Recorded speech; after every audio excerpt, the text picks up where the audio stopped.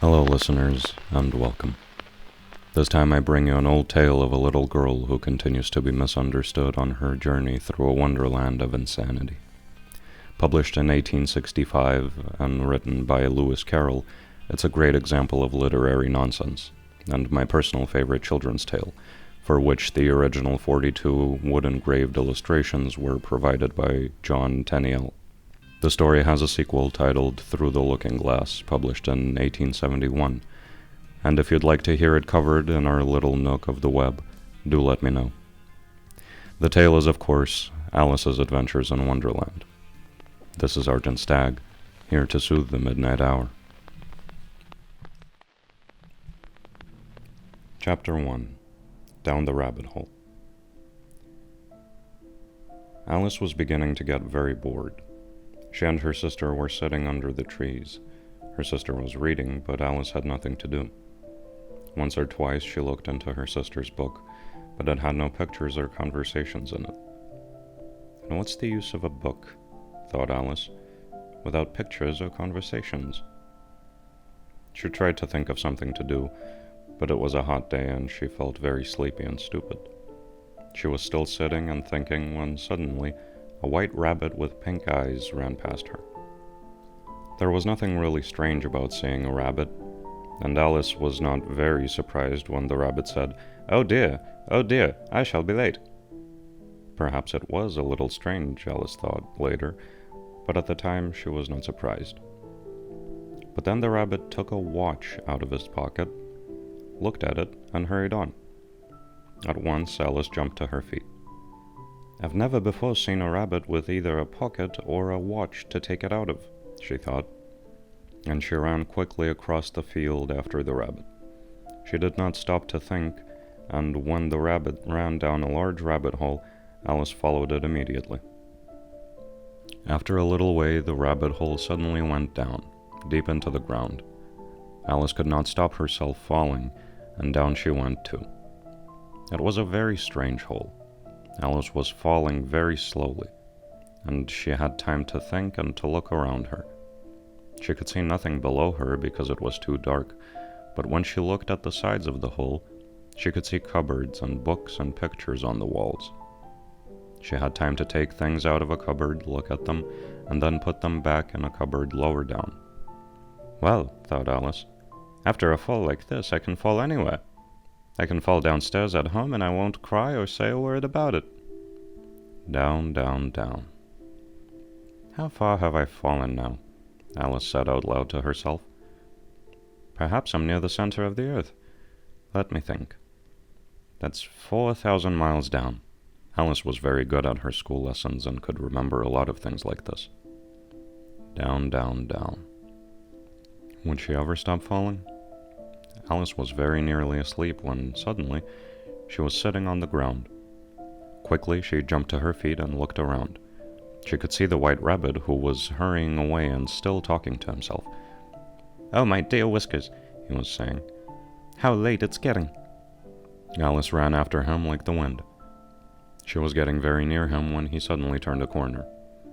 Alice ran round the corner too, and then stopped. She was now in a long dark room with doors all around the walls, and she could not see the white rabbit anywhere. She tried to open the doors, but they were all locked. "How will I ever get out again?" she thought sadly. Then she saw a little glass table with 3 legs, and on the top of it was a very small gold key. Alice quickly took the key and tried it in all the doors, but, oh dear, either the locks were all too big or the key was too small, but she could not open any of the doors. Then she saw another door, a door that was only 40 centimeters high. The little gold key unlocked this door easily, but of course Alice could not get through it. She was much too big. So she lay on the floor and looked through the open door into a beautiful garden with green trees and bright flowers. Poor Alice was very unhappy. "What a wonderful garden," she said to herself. I'd like to be out there, not in this dark room. Why can't I get smaller? It was already a very strange day, and Alice was beginning to think anything was possible. After a while, she locked the door again, got up, and went back to the glass table. She put the key down, and then she saw a little bottle on the table. I'm sure it wasn't here before, said Alice. Round the neck of the bottle was a piece of paper with the words, "Drink me," in large letters. But Alice was a careful girl. It can be dangerous to drink out of strange bottles, she said. What will it do to me? She drank a little bit very slowly. The taste was very nice, like chocolate and oranges and hot sweet coffee, and very soon Alice finished the whole bottle.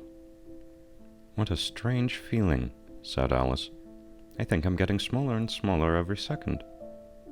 And she was. A few minutes later, she was only 25 centimeters high. And now, she said happily, I can get through the little door into that beautiful garden. She ran at once to the door. When she got there, she remembered that the little gold key was back on the glass table. She ran back to the table for it, but of course, she was now much too small. There was the key high above her on top of the table. She tried very hard to climb up the table leg, but she could not do it. At last, tired and unhappy, Alice sat down on the floor and cried. But after a while, she spoke to herself angrily. Come now, she said. Stop crying at once.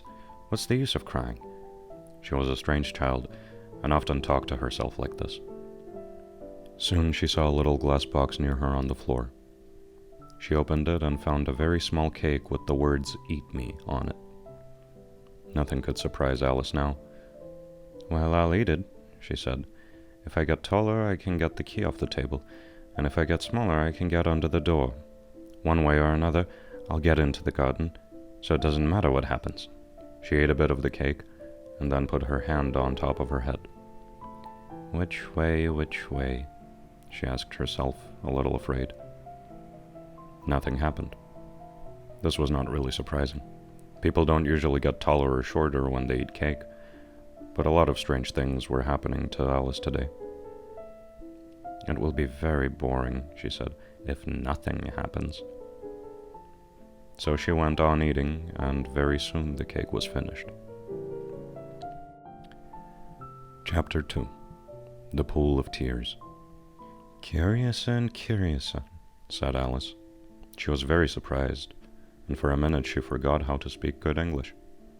I shall be as tall as a house in a minute, she said. She tried to look down at her feet and could only just see them. Goodbye, feet, she called. Who will put on your shoes now? Oh dear, what nonsense am I talking?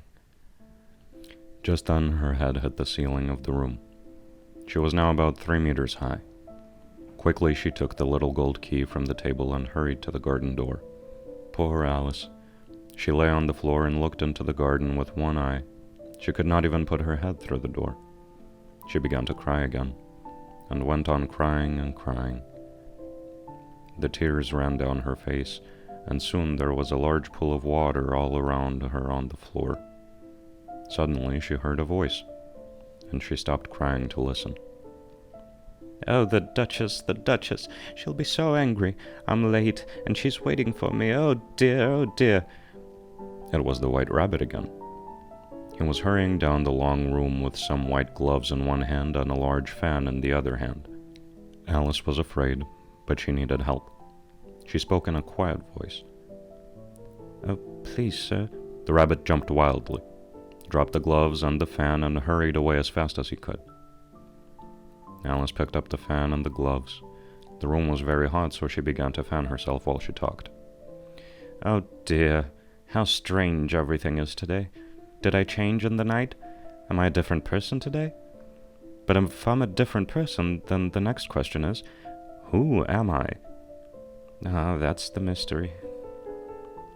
She began to feel very unhappy again. But then she looked down at her hand. She was wearing one of the rabbit's white gloves. How did I get it on my hand? She thought. Oh, I'm getting smaller again. She looked round the room. I'm already less than 1 meter high, and getting smaller every second. How can I stop it? She saw the fan in her other hand and quickly dropped it. She was now very, very small, and the little garden door was locked again, and the little gold key was lying on the glass table.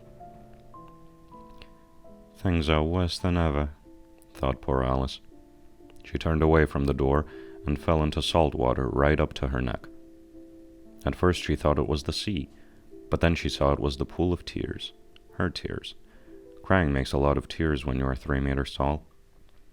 Oh, why did I cry so much? Said Alice. She swam around and looked for a way out, but the pool was very big. Just then she saw an animal in the water near her. It looked like a large animal to Alice, but it was only a mouse. Shall I speak to it? Thought Alice. Everything's very strange down here, so perhaps a mouse can talk. So she began. Oh, mouse, do you know the way out of this pool? I am very tired of swimming, oh mouse. Alice did not know if this was the right way to speak to a mouse, but she wanted to be polite. The mouse looked at her with its little eyes, but it said nothing. Perhaps it doesn't understand English, thought Alice. Perhaps it's a French mouse. So she began again, and said in French, Where is my cat? This was the first sentence in her French lesson book. The mouse jumped half out of the water and looked at her angrily. Oh, I'm sorry, cried Alice quickly. Of course you don't like cats, do you? Like cats? Cried the mouse in a high, angry voice. Does any mouse like cats? Well, perhaps not, Alice began kindly. But the mouse was now swimming quickly away, and soon Alice was alone again. At last she found her way out of the pool and sat down on the ground. She felt very lonely and unhappy. But after a while the White Rabbit came past again, looking for his gloves and his fan. The Duchess, oh, my ears and whiskers, she'll cut my head off. I know she will. Oh, where did I drop my gloves? Then he saw Alice. Why, Mary Ann, what are you doing here? Run home at once and bring me my gloves and fan, quickly now. Alice hurried away. But where is his house? She thought while she ran. Strangely, she was no longer in the long room with the little door, but outside in a wood. She ran and ran, but could not see a house anywhere, so she sat down under a flower to rest. Chapter 3. Conversation with a Caterpillar. Now, Alice said to herself, first I must get a little bigger, and second I must find my way into that beautiful garden. I think that will be the best plan. But no, dear, how shall I get bigger? Perhaps I must eat or drink something, but the question is, what? Alice looked all around her at the flowers and the trees, but she could not see anything to eat. Then she saw a large mushroom near her. It was as tall as she was. She walked across to look at it, and there, on top of the mushroom, was a large caterpillar smoking a pipe. After a while, the caterpillar took the pipe out of its mouth and said to Alice in a slow, sleepy voice, Who are you? I don't really know, sir, said Alice. I know who I was when I got up this morning, but I have changed so often since then, I think I'm a different person now.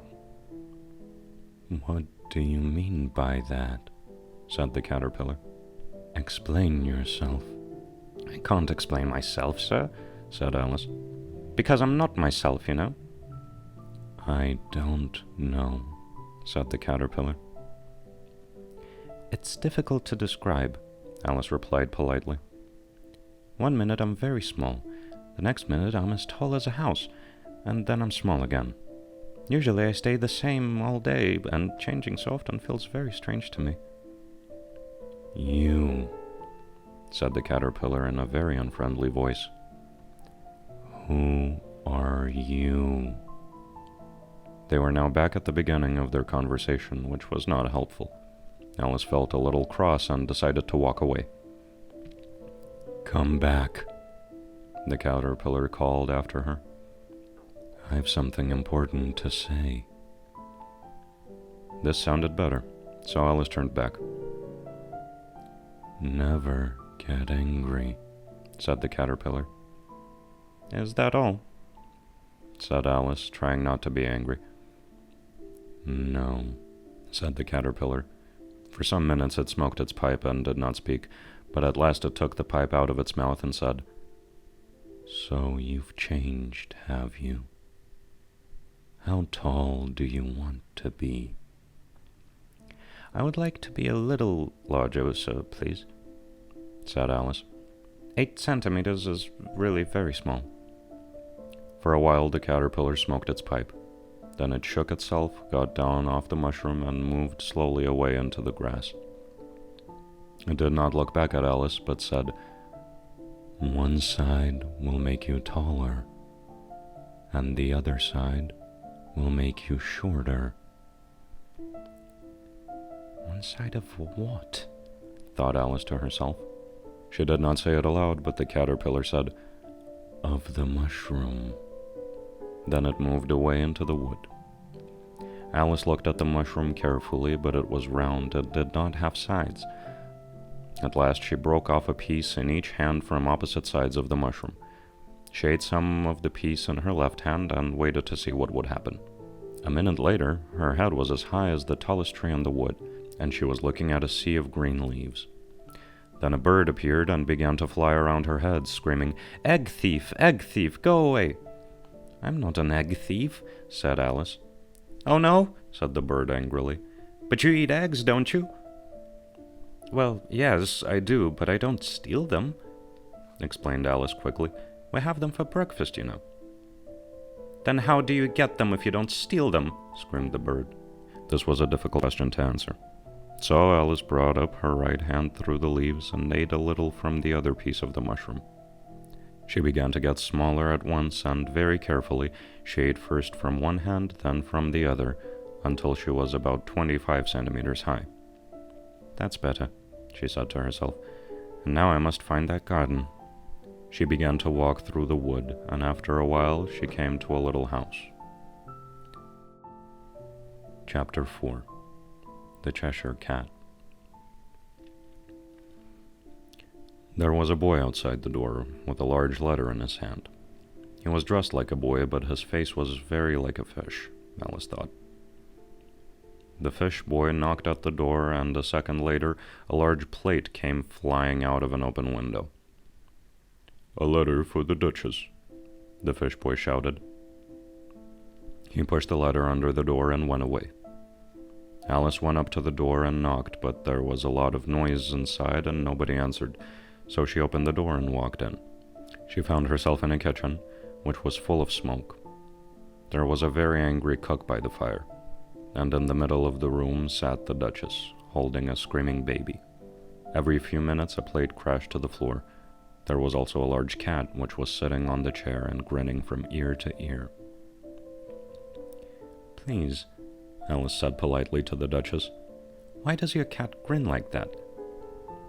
"It's a Cheshire cat," said the Duchess. "That's why."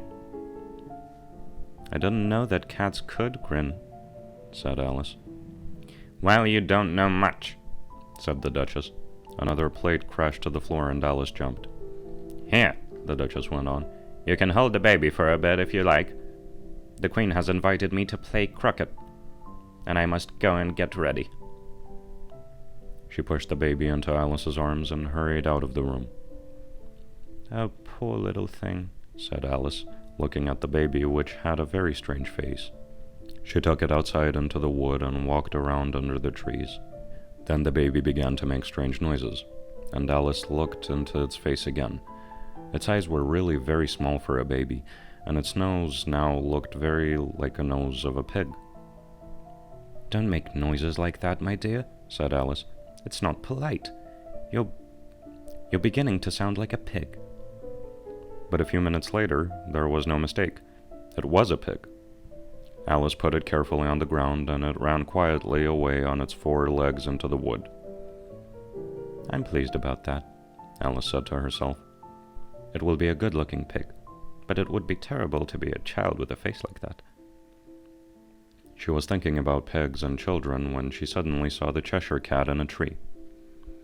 The cat grinned at her, and she went nearer to it. "Please," she said, "can you tell me which way to go from here?" "But where do you want to get to?" said the cat. It doesn't really matter, began Alice. Then it doesn't matter which way you go, said the cat. But I would like to get somewhere, Alice explained. If you just go on walking, said the cat, in the end you'll arrive somewhere. That was true, thought Alice, but not very helpful. So she tried another question. What kind of people live near here? To the left, the cat said, lives a hatter, and to the right lives a March hare. You can visit either of them. They're both mad. But I don't want to visit mad people, said Alice. We're all mad here, you know, said the cat. I'm mad, you're mad. How do you know that I'm mad? Said Alice. Of course you're mad, said the cat. Only mad people come here. Alice was thinking about this, but the cat went on. Are you playing croquet with the queen today? I would like to very much, said Alice, but nobody has invited me yet. You'll see me there, said the cat and vanished. Alice was not really surprised at this because so many strange things were happening today. She was still looking at the tree when suddenly the cat appeared again. I forgot to ask, said the cat. What happened to the baby? It turned into a pig, said Alice. I'm not surprised, said the cat and vanished again. Alice began to walk on and decided to visit the March hare. It's the month of May now, she said to herself, so perhaps the hare won't be as mad as he was in March. Suddenly, there was the Cheshire cat again, sitting on another tree. Alice jumped in surprise. Do you think, she said politely, that you could come and go more slowly? All right, said the cat, and this time it vanished very slowly. First its tail went, then its body, then its head, and at last the grin. Well, I've often seen a cat without a grin, thought Alice, but never a grin without a cat. Soon she saw the house of the March hare in front of her. It was a large house, so she ate a little piece of the mushroom to get bigger and walked on. Chapter 5. A Mad Tea Party. There was a table under a tree outside the house, and the March hare and the hatter were having tea. A dormouse was sitting between them, asleep. The three of them were all sitting together at one corner of the table, but the table was large and there were many other seats. Alice sat down in a big chair at one end. Have some coffee, the March hare said in a friendly voice. Alice looked all around the table, but she could only see a teapot. I don't see any coffee, she said. There isn't any, said the March hare. Then why did you ask me to have some? Said Alice crossly. It wasn't very polite of you. It wasn't very polite of you to sit down. We haven't invited you to tea, said the March hare. But there are lots of seats, said Alice. Your hair's too long, said the hatter, looking at Alice with interest. It's not polite to say things like that, said Alice.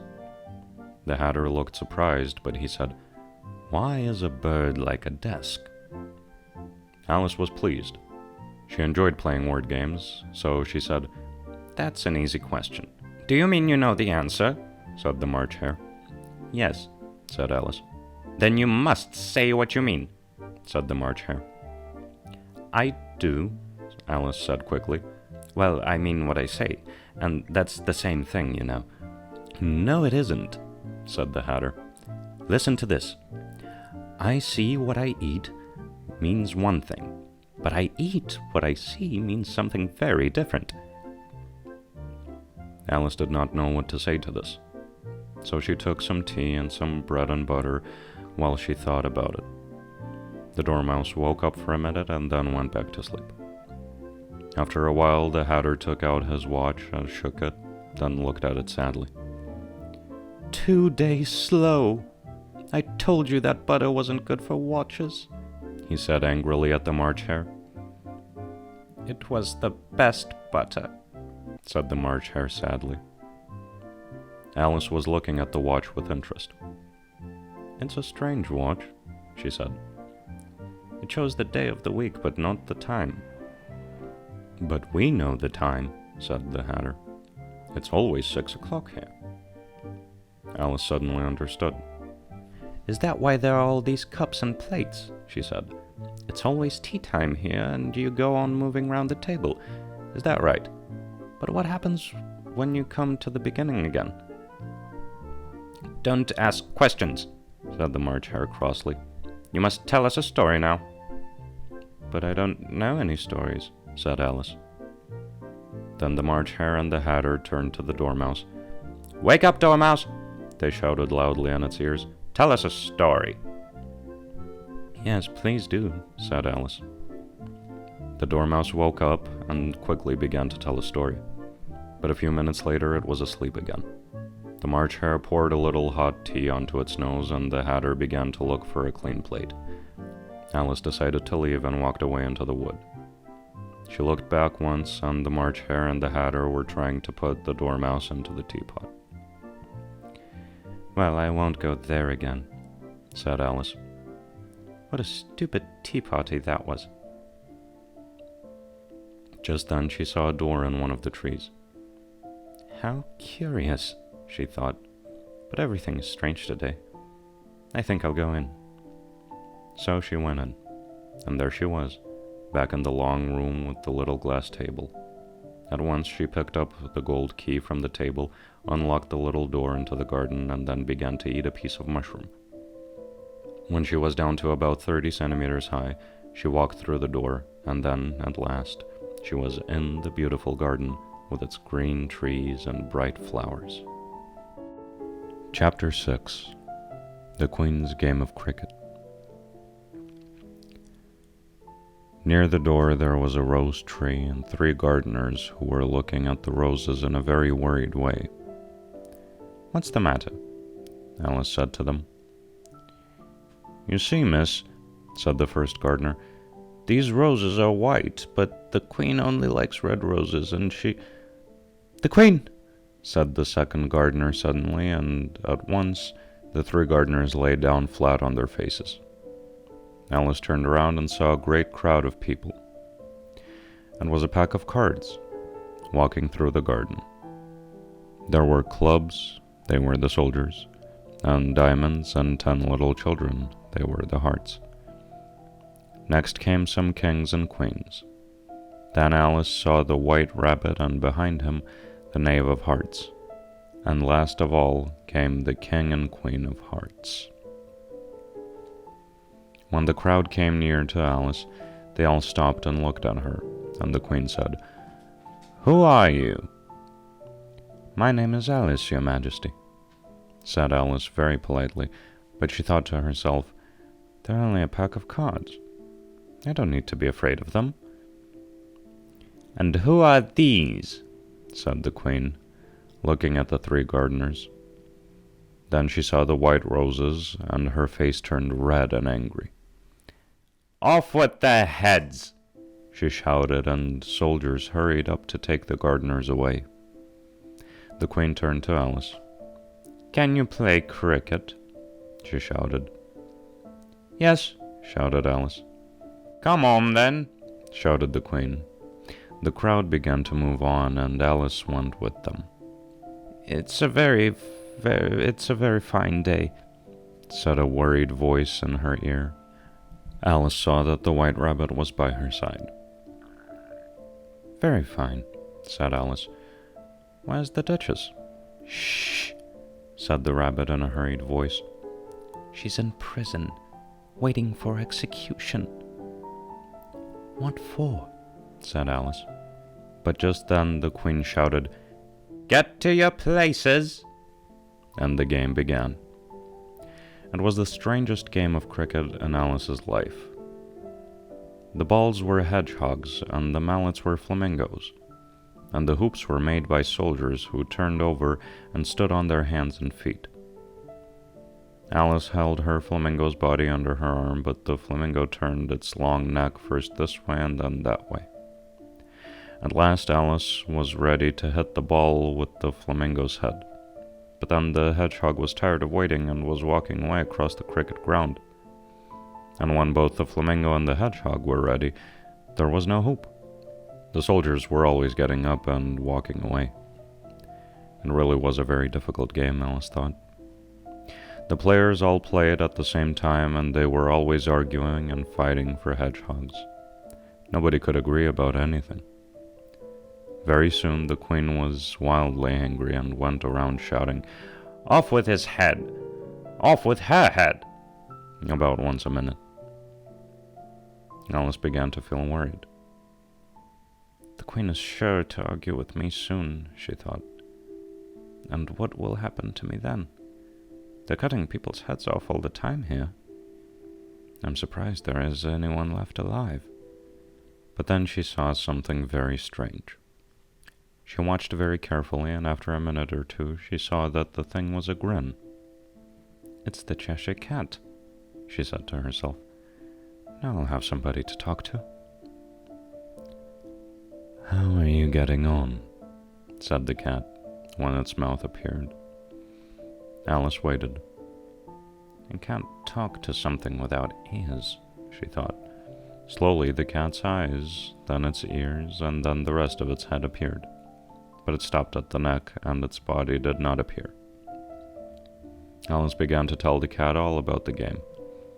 It's very difficult to play. Everybody argues all the time, and the hoops and the hedgehogs walk away. How do you like the queen? Said the cat quietly. I don't. She's very... Just then she saw the queen behind her, so she went on. Clever. She's the best player here. The queen smiled and walked past.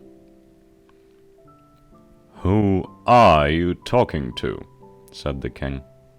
He came up behind Alice and looked at the cat's head in surprise. It's a friend of mine, a Cheshire Cat, said Alice. I'm not sure that I like it, said the king, but it can touch my hand if it likes. I prefer not to, said the cat. Well, said the king angrily. He called out to the queen, My dear, there's a cat here, and I don't like it. The queen did not look around. Off with his head, she shouted. Call for the executioner. Alice was a little worried for her friend, but when the executioner arrived, everybody began to argue.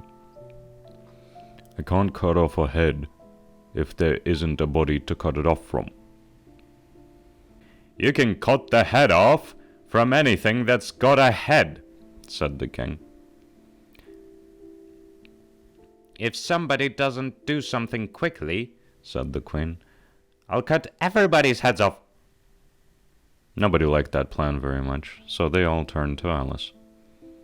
And what do you say? They cried. The cat belongs to the Duchess, said Alice carefully.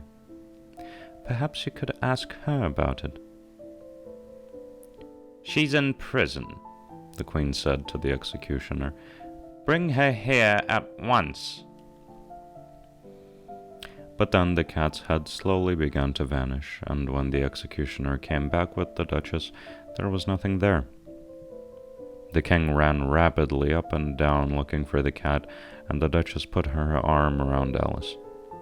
I'm so pleased to see you, my dear, she said. Let's get on with the game, the queen said angrily. And Alice followed her back to the cricket ground. The game went on, but all the time the queen was arguing and shouting, Off with his head! Off with her head! Soon there were no hoops left, because the soldiers, who were the hoops, were too busy taking everybody to prison. And at the end there were only 3 players left, the king, the queen, and Alice. The queen stopped shouting and said to Alice, Have you seen the mock turtle yet? No, said Alice. I'm not sure what a mock turtle is. Then come with me, said the Queen. They found the mock turtle down by the sea. Next to him was a griffin asleep in the sun. Then the Queen hurried away, saying, I have to get on with some executions. The griffin woke up and said sleepily to Alice, It's just talk, you know. They never execute anybody. Alice was pleased to hear this. She felt a little afraid of the griffin and the mock turtle because they were so large, but they were very friendly and sang songs and told her many stories about their lives. The mock turtle was in the middle of a very sad song when they all heard a shout a long way away. It's beginning! Come on, we must hurry, cried the griffin. It took Alice by the hand and began to run. Chapter 7. Who Stole the Tarts? The King and Queen of Hearts were sitting on their thrones when Alice and the griffin arrived. There was a great crowd of birds and animals and all the packs of cards. Soldiers stood all around the knave of hearts, and near the king was the white rabbit with a trumpet in one hand. In the middle of the room there was a table with a large plate of tarts on it. They looked good, thought Alice, who was feeling a little hungry. Then the white rabbit called out loudly, Silence! The trial of the knave of hearts will now begin. He took out a long piece of paper and read, The Queen of Hearts, she made some tarts, all in a summer's day. The knave of hearts, he stole the tarts and took them all away. Very good, said the king. Call the first witness. Alice looked at the jury, who were now writing everything down. It was a very strange jury. Some of the jurymen were animals and the others were birds. Then the white rabbit blew his trumpet 3 times and called out, First witness! The first witness was the Hatter. He came in with a teacup in one hand and a piece of bread and butter in the other hand. I'm very sorry, Your Majesty, he said.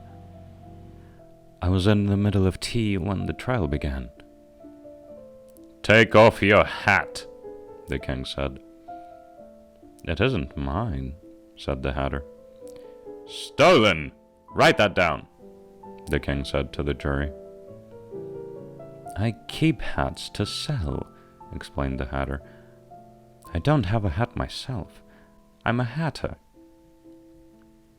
Give your evidence, or we'll cut your head off, said the king.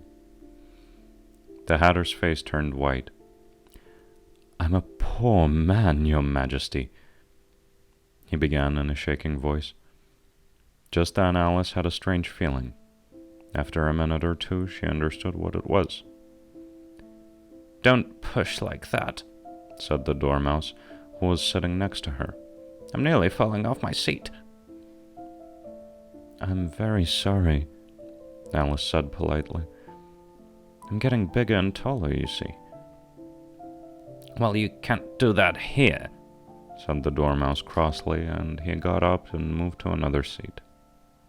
The Hatter was still giving evidence, but nobody could understand a word of it. The king looked at the queen, and the queen looked at the executioner. The unhappy Hatter saw this and dropped his bread and butter. I'm a poor man, Your Majesty, he said again. You're a very poor speaker, said the king. He turned to the white rabbit. Call the next witness, he said. The next witness was the Duchess's cook, who spoke very angrily and said that she would not give any evidence. The king looked worried and told the rabbit to call another witness. Alice watched while the white rabbit looked at the names on his piece of paper. Then, to her great surprise, he called out loudly, Alice! Here, cried Alice, jumping to her feet. What do you know about these tarts? Said the king. Nothing, said Alice. The queen was looking hard at Alice. Now she said, All people a mile high must leave this room. I'm not a mile high, said Alice, and I won't leave the room. I want to hear the evidence. There is no more evidence, said the king very quickly, and now the jury will— Your Majesty, said the White Rabbit, jumping up in a great hurry. We've just found this letter. There's no name on it, but I think the knave wrote it. No, I didn't, said the knave loudly. Read it to us, said the king. Where shall I begin, Your Majesty? Asked the rabbit. Begin at the beginning, and go on until you get to the end. Then stop. Everybody listened very carefully while the White Rabbit read these words. They tell me you have been to her and talked to me of him. She thought I was a gardener, but said I could not swim. He tells them that I have not gone. We know that this is true. If she decides to hurry on, what will they do to you? I gave her 1, they gave him 2, you gave us 3 or more. They all returned from him to you, but they were mine before. That's a very important piece of evidence, said the king. He looked very pleased. Now the jury must— If anybody in the jury can explain that letter, said Alice. She was not afraid of anything now, because she was much bigger than everybody in the room. I'll give him 6 pence. It's all nonsense. It doesn't mean anything. The jury busily wrote this down. She thinks it's all nonsense. All nonsense, eh? Said the king. He read some of the words again. But said I could not swim. You can't swim, can you? He said to the knave. The knave's face was sad. Do I look like a swimmer? He said, and he didn't, because he was made of paper. The king smiled. I understand everything now, he said. There are the tarts, and here is the knave of hearts, and now the jury must decide who the thief is. No, no, said the queen. Off with his head. The jury can say what it thinks later. What nonsense, said Alice loudly. The jury must decide first. You can't. Be quiet, said the queen, her face turning red.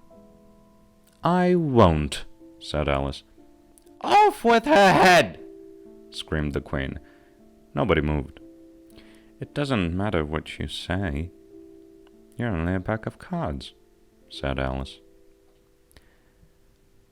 Then the pack of cards flew up into the sky and began to fall on Alice's face. She gave a little scream and woke up. She was lying next to her sister under the trees, and some leaves were falling on her face.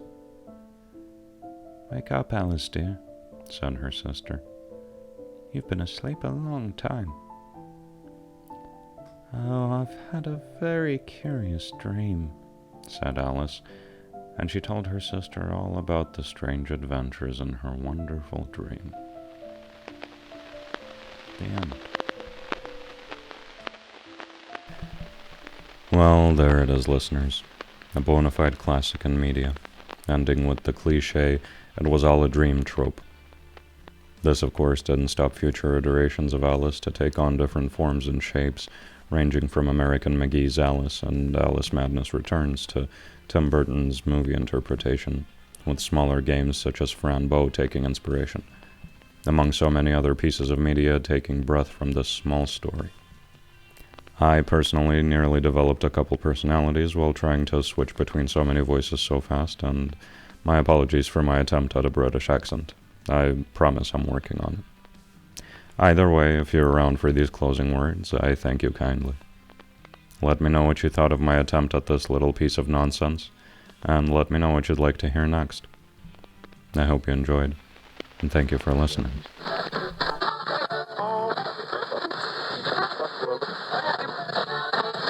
If you